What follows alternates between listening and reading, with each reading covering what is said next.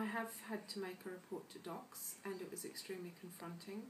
I was actually with a counsellor when I made the report, and what was even more confronting was that the family actually found out who made the report and tried to, they came and tried to confront me about it because they were very upset. But teachers are mandatory reporters, and I have no regrets about the fact that I did report what was happening, because there were 2 children that were being abused, and that was the crux of it. So whilst I hope that what happened to me doesn't happen to anyone else, it is extremely important that is done.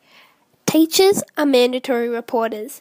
This means teachers are required by law to report if they have reasonable grounds to suspect that a child or class of children is at risk of significant harm from abuse or neglect. Teachers must report any risk of harm issues to their principal, who will then report the matter to docs. A student is at risk of harm if their basic physical or psychological needs are at risk of not being met or are not being met. The parents or caregivers have not arranged or are unwilling or unable to arrange necessary medical care. The parents or caregivers have not arranged and are unable or unwilling to arrange schooling.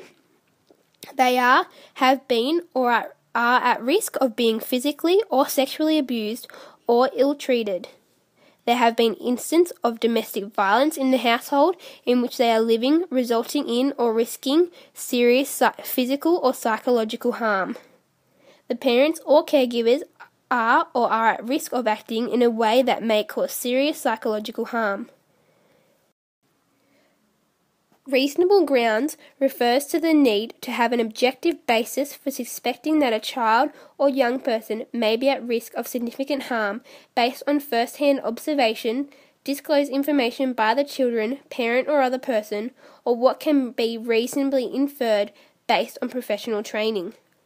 A mandatory reporting guide was developed in 2010 to help guide teachers to determine whether or not and how to report.